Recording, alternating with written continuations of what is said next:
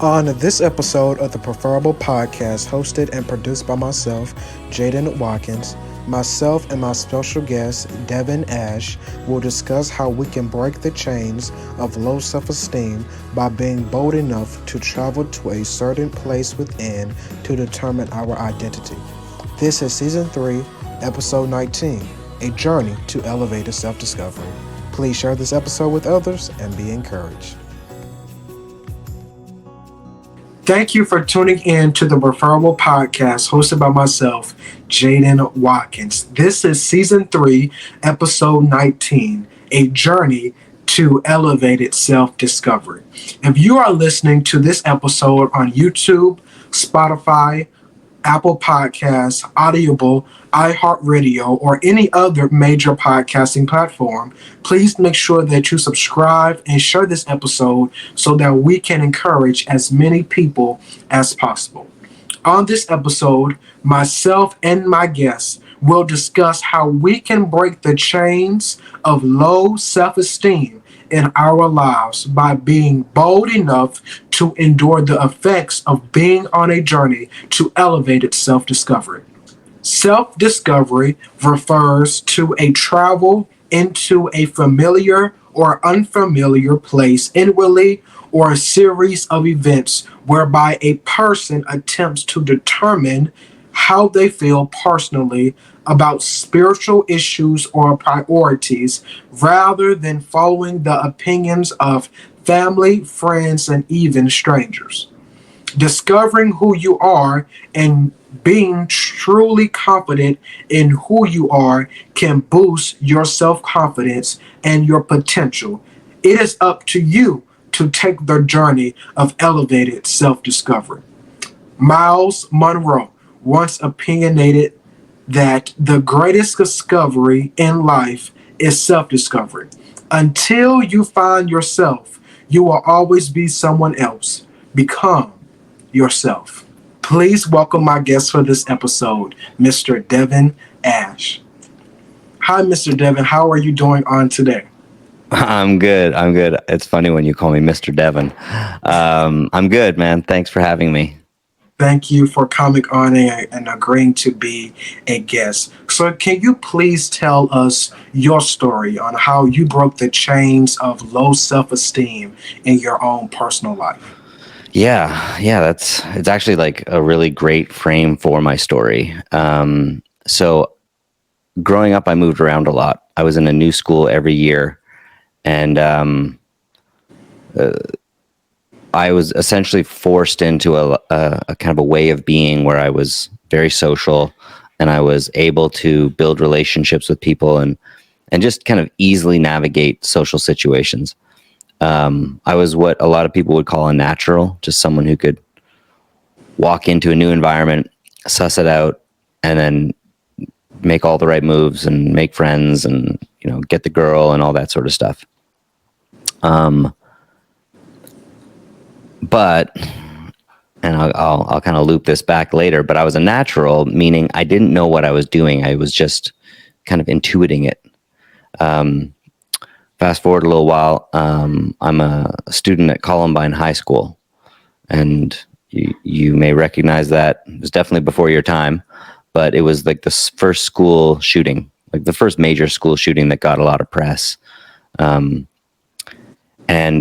wasn't there for the incident. I was in university when the shooting happened, but I knew the teacher.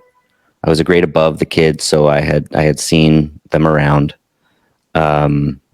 And when the massacre happened, I was terrified. I was freaked out. I have younger brothers. I was worried about what was going to happen in their world as they, went to high school and beyond.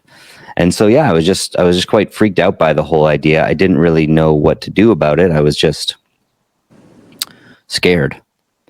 Fast forward another few years. I'm finishing up university now. And the day I hand in my last paper, so it wasn't graduation, wasn't really the last day of school. It just happened to fall on the day that I handed in my last paper. I was diagnosed with skin cancer. And I had a piece of cancer about as big as that flat part of my thumb right here on my face. And so maybe in the edit you can zoom in, but I've got a scar that runs all the way down my face here. And I'm 23. I'm just finishing up school. I had just graduated, cum laude from university. I was kind of like ready for takeoff. And I get hit with reconstructive surgery required on my face. And I go into a depression. I become reclusive. I become scared to socialize. And I become depressed. And I can't put myself out there. I can't make new friends. I can't even hold eye contact with people. I certainly can't talk to a beautiful girl. And I feel quite lost. And fortunately, I had a great built-up group of friends. So I had a lot of emotional support, which has been shown to be an incredibly important part of the healing process for people. I have a great relationship with my family. My mom has always kind of been a beacon of spiritual knowledge for me. So I've leaning on her and getting feedback from her. But there was a point where I was like, I got to figure this out, because I don't want to just be a guy who peaked in high school. I want to be someone who has a great life and who has an impact. And so I started looking at myself inside. And I started looking at people who were good socially, people who were doing the things that I had been able to do before. And I saw patterns. I saw similarities. And I saw things that I used to do naturally that now felt totally scary and unnatural that I couldn't do. These people were just doing them. And so I started becoming like a student of human behavior, and worked on it with myself and friends, and then eventually built it into a business. And so that process of working on it on myself and with friends was about integrating these behaviors. So there was a kind of like a turning point of sorts where I got better results after my surgery than I had gotten before. Because before I was a natural, right? The advice that I would always give people was like, just be yourself, just be confident. And that's useless advice. When yourself is feeling nervous, then it's impossible just to be confident and to be yourself. So after going through all this and finding my way back, I saw the matrix. I saw how everything fit together. And through that process, I was able to get great results consistently, and also share those results with other people. And so, when were you born? 2008. That is literally the year I started my company. So my company is the same age as you, which is wild. Really, I just got to say, I'm talking about myself here, but I'm very impressed with what you're doing at 15, your commitment to this and your commitment to your religious path. And it's very cool. But yeah, so Social Fluency was created in 2008, and we've taught at Google, we've taught at Deloitte, we've taught at Apple, YouTube, a bunch of big tech companies. I primarily work with men who want to be more confident. I've got a female counterpart, and she works with the women. But we do a lot of training around social confidence, relationship confidence, building yourself up to be the most well-expressed version of yourself that you can be. And so, yeah, that's my story of kind of cancer and school shootings and finding my way to create social fluency. Wow. And what gave you inspiration and drive to not allow your diagnosis to limit your potential? That's a great question. I mean, if I'm really honest with you, it was chicks. I think that for a lot of people, finding a partner is this kind of ultimate goal, and I don't think it ultimately should be. I think your relationship with, you say God, I say spirit, the universe, whatever. I think that's the most important thing. But I think finding a relationship was always very important to me, and feeling confident and able to find a girlfriend. And now, I'm married, find an amazing wife that shares my life with me. So I think that was a big inspiration, to be honest, was I wanted to have that confidence again so that I could have the joy of living, which to me includes dating and partnership. Now, I know that is what... Do you have a girlfriend? No, sir. And I know that you said that is what gave you inspiration and drive during the more earlier years of your life. But now, as I'm sure that, for example, before our interview, you were on a call, and through your call, and I visited your website, how you coach other men to find a part of them and a drive in them to overcome the limits of that self-esteem, low self-esteem can provide. And I'm sure, like you said, finding a relationship with a female was your drive then, but your drive now is more of helping others overcome their battle with low self-esteem. So I want to clear that up. And how... Go ahead. Yeah, I mean, I'd say that is true. That's my inspiration now, but I still, for me to be truly happy, I need to have an impact, but I also need to have relationships. So like for me personally, having great friendships, having a great relationship with my wife, having a great relationship with my family. Yes, I want to have an impact, and that is, it's how I make my money. It's how I feel like I am able to follow my purpose. But just for me personally, as a man, our tribe, our connections, our relationships, our community, it's the key. It's the key to happiness. It's the key to a long life. It's the key to a successful life, is relationships. So yeah, my goal is for me to have it, but then also to share with people how they can have it too. And how have your experiences helped you to be vulnerable enough to share them to someone else? How have my experiences kind of guided me to be more vulnerable? Yes.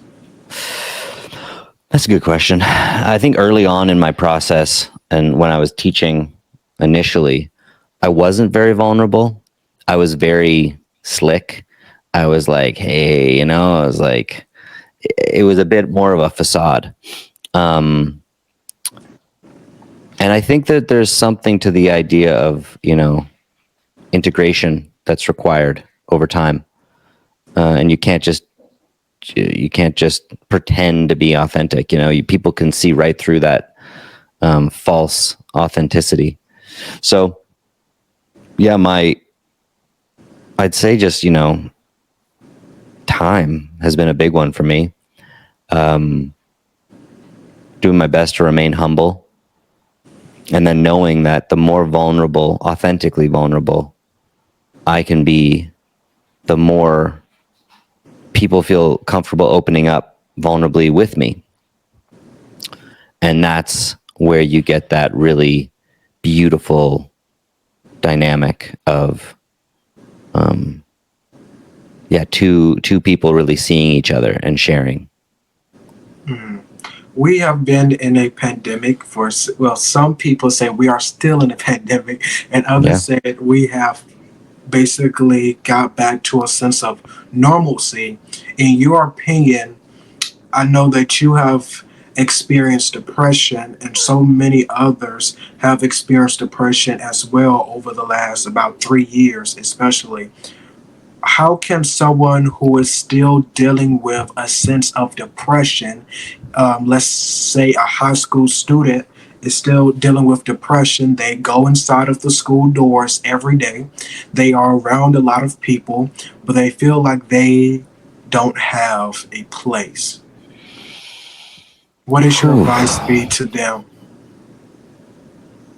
Yeah. Yeah, that's a tough spot.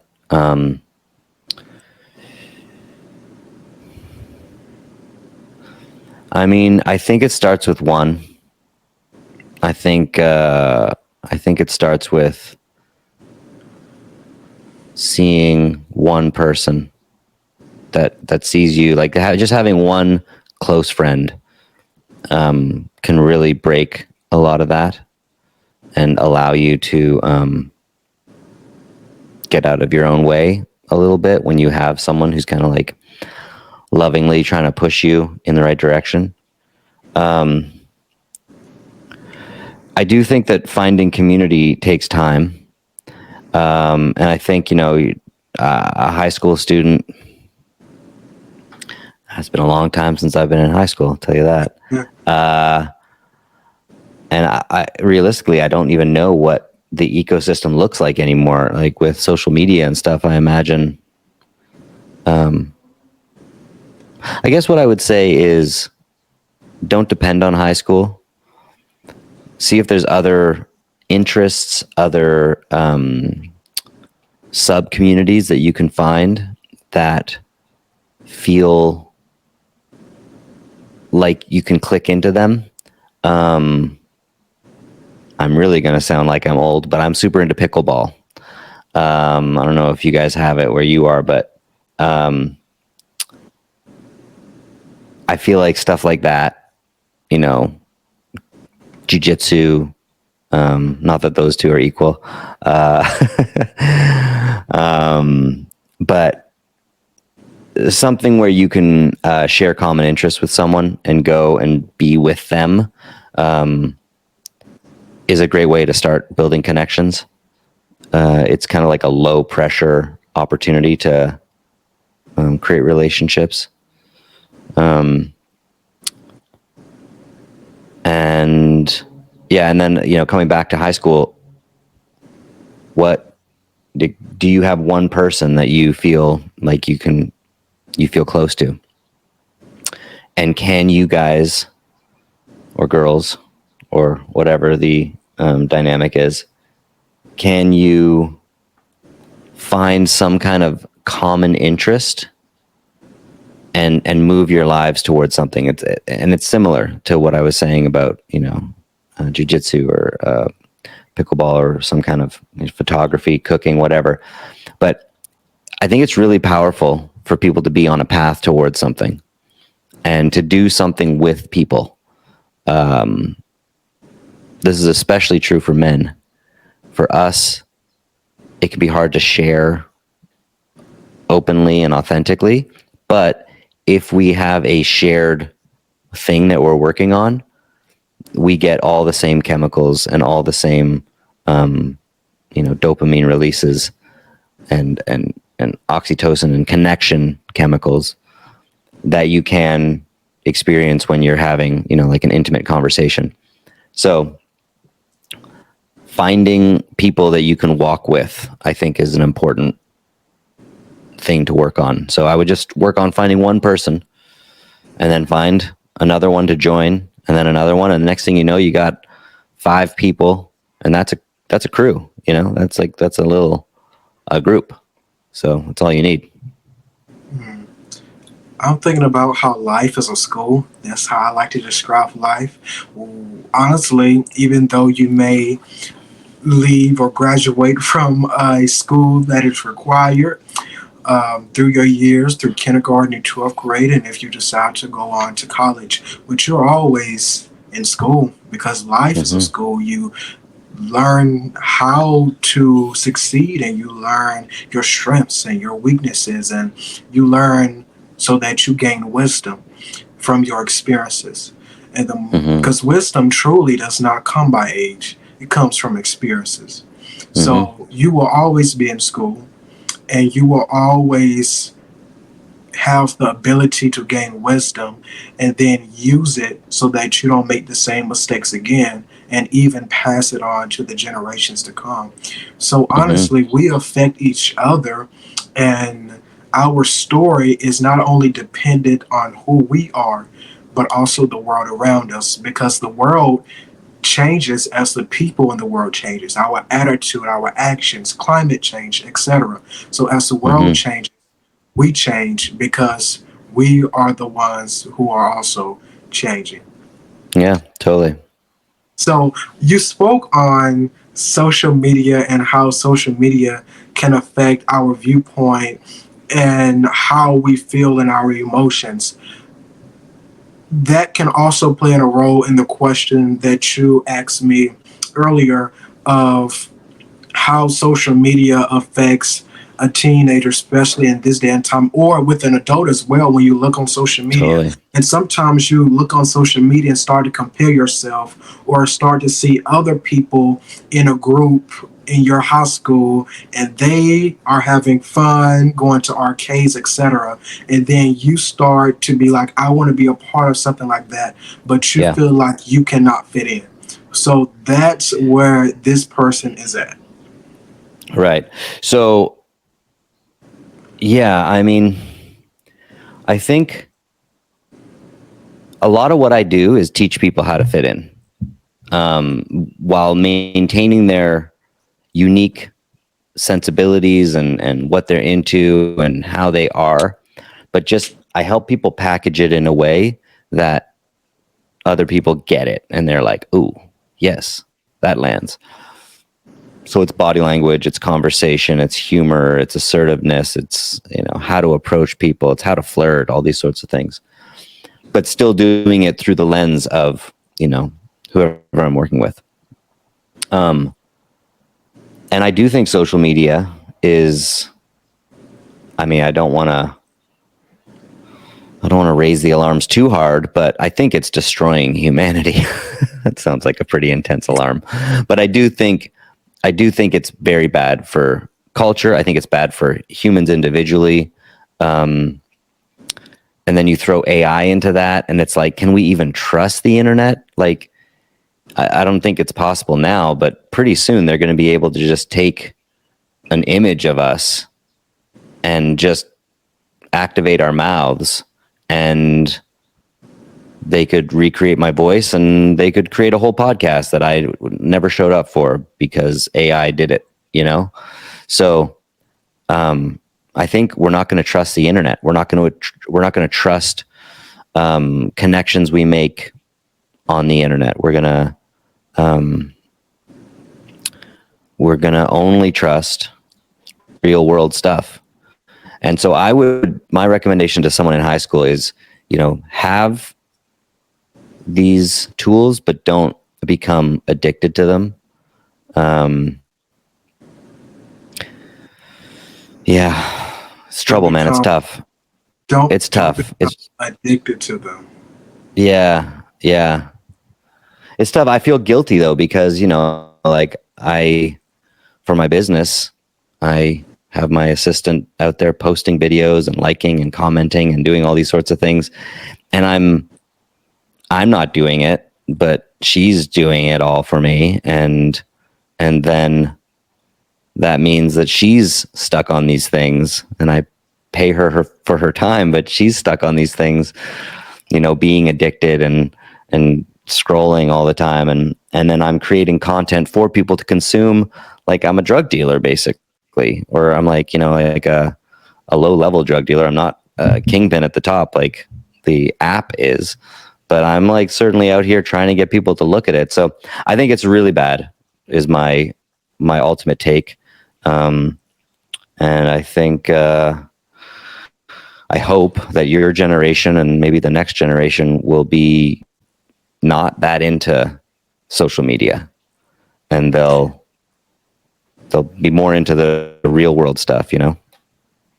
To go back to the social media piece, sometimes in our society, we would rather try to work things out over the phone or text message or get on social media and try to what's the word we use sometimes, Troll. expose Okay, yeah, right. Expose. Yeah. expose some people. But why not?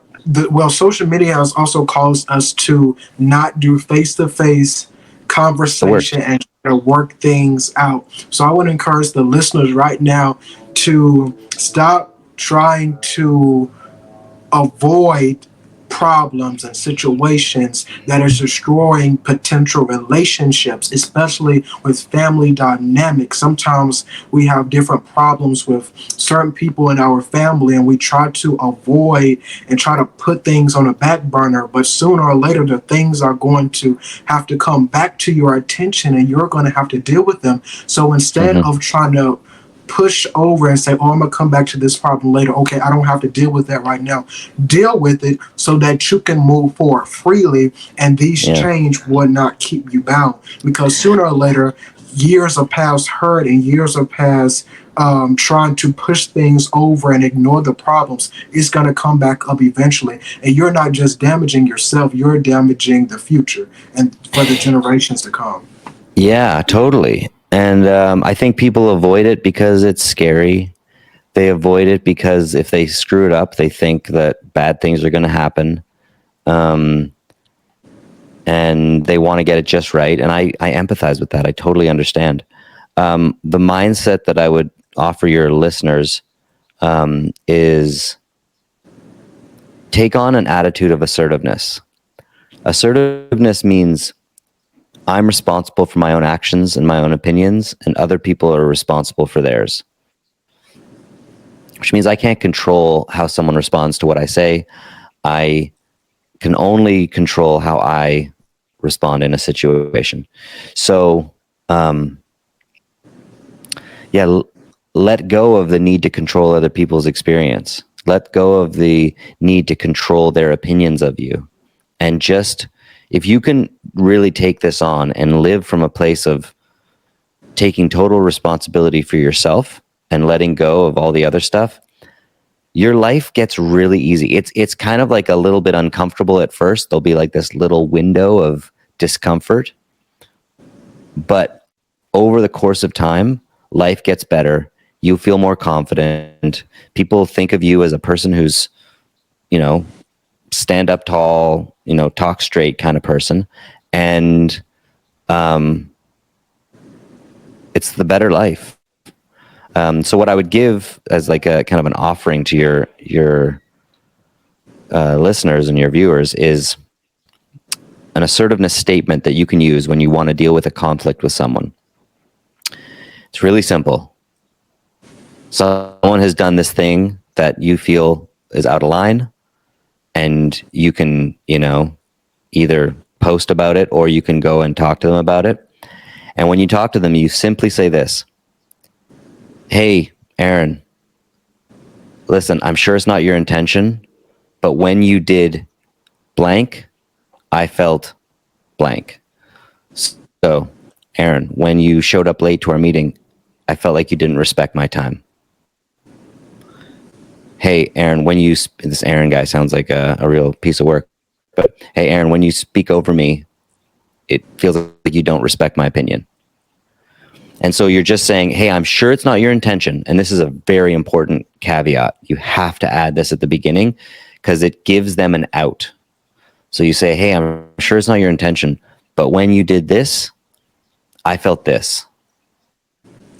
And the vast majority of the time, they'll say, oh, I'm so sorry. No, that's not what I meant to. I totally apologize. And then you say, cool, I appreciate that. So it won't happen again? And then they say, yes, it won't happen again. And then you go, cool, I appreciate that. That's awesome, man. All right, we're good. I'm glad I said something. I feel closer to you now. That's good. And then they'll say, maybe do it again in a week, and you say, "Hey, Aaron, we spoke about this," and it's not yet a pattern, but it sort of feels like if it happens again, it's a pattern, and you're actually doing this. So, can we agree that you won't do this again? And then you get them to agree again, and then now you're clear. And if they do it again, now you can really just say, "Hey, I'm not interested in a relationship. Doesn't feel very fair and it feels very one-sided, and I'm not interested in pursuing this." Mm. We cannot, this is what came to my mind when you said that.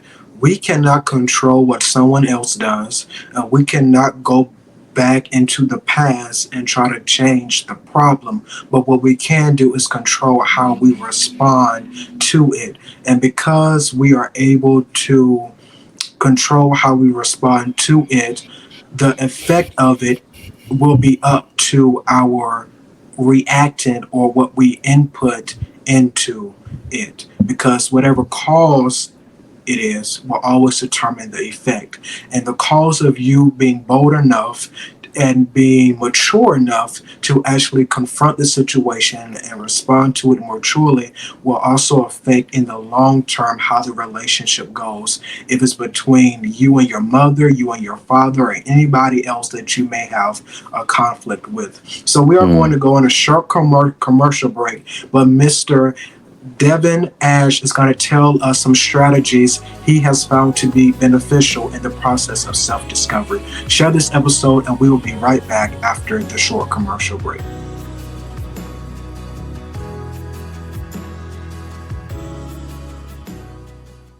If you haven't already, please go purchase a copy of my debut book, Higher Heights, The Past is Behind Me and the Future is Before Me. My book is a 40-day devotional book about not allowing your past to hinder you from your future. God created us in his own image, and we should always make sure that we live every day to the fullest. No matter the many mistakes that we make, we can ask God for forgiveness and move on with our lives. You can purchase a copy of my book on any major retail website such as Amazon, Barnes & Noble, or Target. If you would like to book me to speak at your next event, be a keynote speaker of your next Christian event, be a guest speaker at your church, or come and do a motivational presentation at your school, you can email iamjaydenwatkins@gmail.com. Please send a detailed message. That email again is iamjaydenwatkins@gmail.com. Please make sure that you follow me on all social media platforms, on Instagram at I am Jayden Watkins, Facebook and YouTube, Jayden Watkins.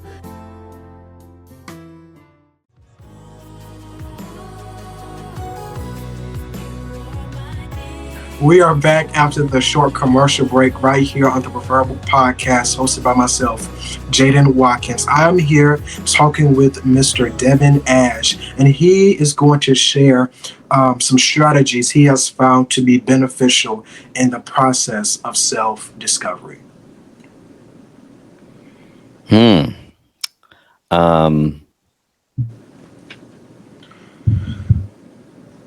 I haven't prepared for that, so I'm gonna just sit and think about it a little bit. So, the process of self-discovery, it should be both internal and external. Meaning, there should be time spent in prayer, meditation, and there should be time spent in community and in communication with friends and mentors. And I also believe it's important that we move our bodies. We spend so much time now working from a computer, working at a desk, and that's really not our natural state as humans. We're designed to move. We're designed to be mobile. Moving towards just kind of cerebral work and endeavors, I think actually does us a huge disservice. So I think physical activity is really important. Find something that you can exhaust yourself doing. Exhaust. Like get into something that you love doing so much that you could do it for hours and hours and hours with little breaks, so that you can physically exhaust yourself. Because if you don't, then your mind rather, can run quite rampant. But if you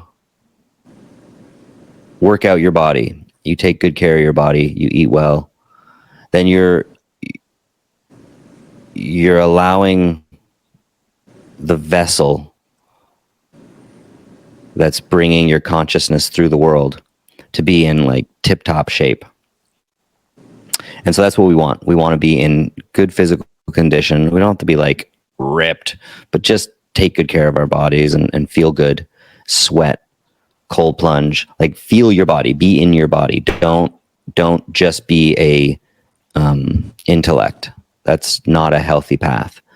Your body is not just a kind of like a thing that carries your brain around. Your brain is a thing that directs parts of your body, but it's not the boss. So all that to say, you need to have some kind of physical practice. You need to have some kind of process of personal kind of introspection, but then you need to be out in the world. And out in the world is where I come in. So I teach people how to communicate better. And you're more likely to live a long, healthy life if you have good social relationships with your neighbors. Even more so than the people in your home, it's the people just outside of your home. Those relationships are the most important for a long life.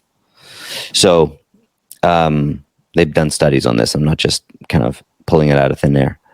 So being able to chat with strangers, being able to have a good little banter with the barista, being able to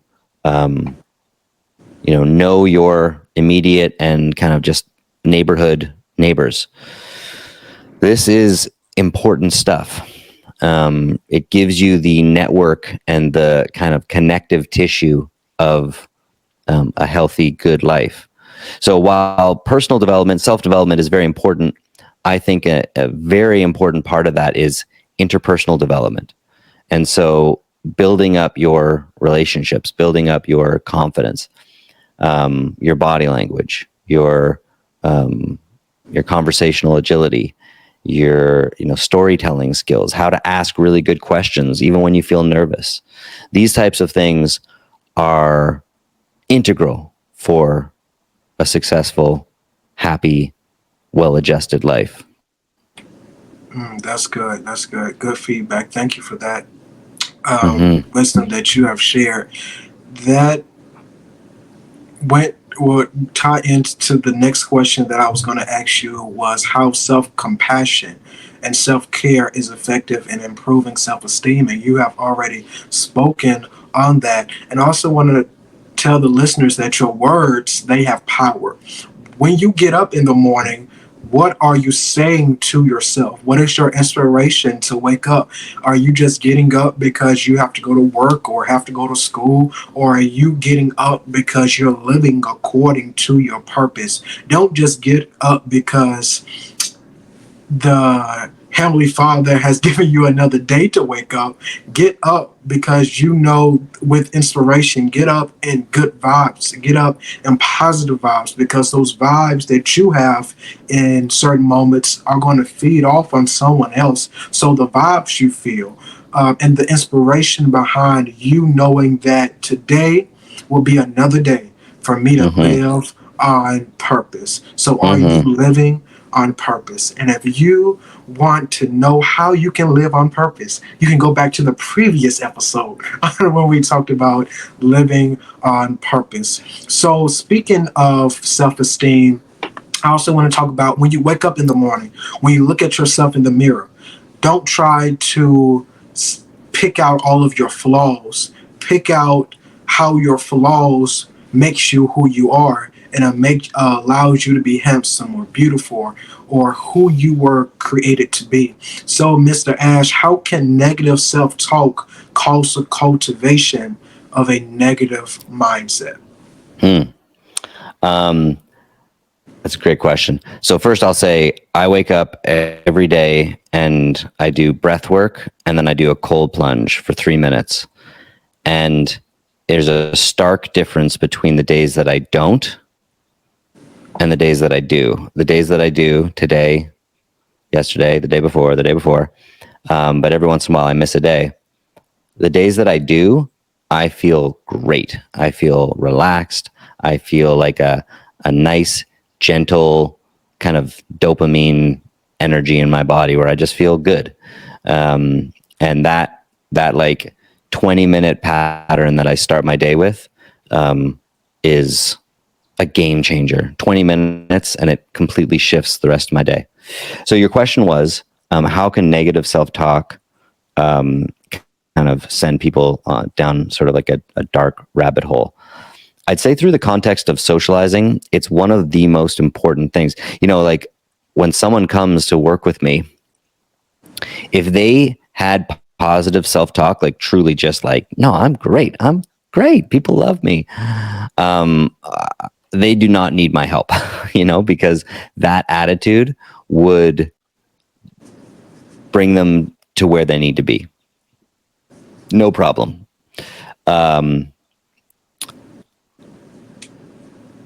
And in a social realm, let's say you're chatting with, let's just talk to the male viewers. Let's say you're chatting with a girl you got a crush on. If you're in your head going, oh, you're going to blow it, you always blow it, so here it comes, you're about to blow it, then you're getting ahead of yourself and kind of like putting the brakes on and all these like, kind of like putting all these blocks up, where if you make a slight mistake, it's going to prove that you were right, that you are going to blow it.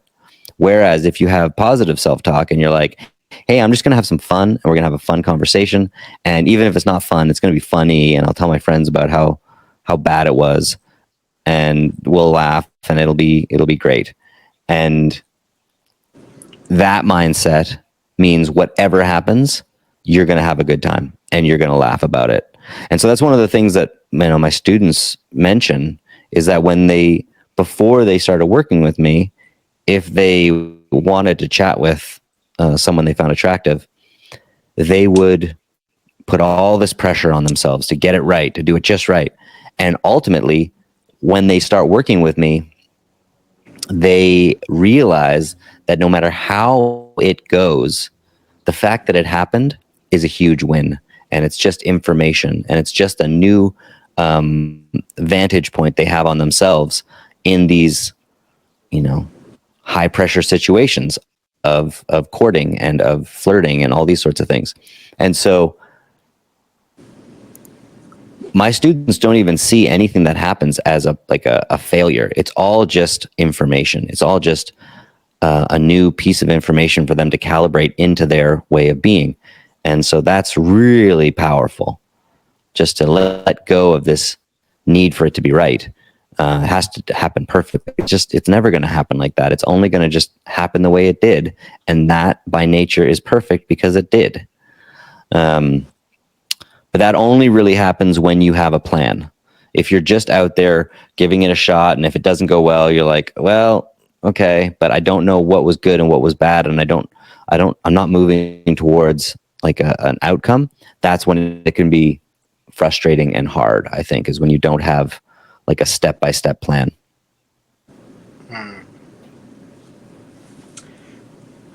Can you please share with us how someone can book a session with you on advanced social hacking to help them heal and grow? And can you please tell us about your free course? Yeah. So Social Fluency is my company. So socialfluency.com is my website. I'm going to send you a link and maybe you can put it in the show notes or something to a free course that I've created. And this free course it's not just like, I actually made it as a paid course initially, and then I decided to just give it away for free. I think more people learning how to connect in the world right now is important. So the best way for someone to get in touch with me is to go through that course. And if you like the course, within the course, there's an opportunity to book a call with me. And if you want to book a call with me, you can.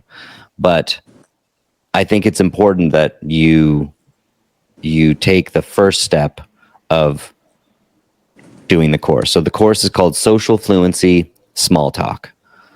Social Fluency Small Talk. It's free. It's about 8 videos with 2 bonus videos, but 8 jam-packed videos about body language, about voice work, about storytelling, about how to be empathetic. Even, depending on where you are in the world, if there's still some kind of like restrictions around social distancing, I've got a whole section in there about how to socialize while respecting people's kind of, boundaries in this weird world that we're in. And yeah, that's the best way for them to get in touch with me, is to jump in and try the course. And if you like it, then yeah, reach out, and I'd be happy to do a actual proper one-on-one session with anyone. Thank you so much, Mr. Devin Ash, for your time and for agreeing to be a part of this episode. It's been a pleasure, man. I'm really impressed by you. This is great work you're doing. Thank you. To keep the Preferable Podcast going, growing, and evolving, please donate. You can donate to the Preferable Podcast through Cash App, $, I am Jayden Watkins. That is $, I am Jayden Watkins, or through PayPal at WJayden1 at WJayden1. All amounts are appreciated. Thank you for your donations.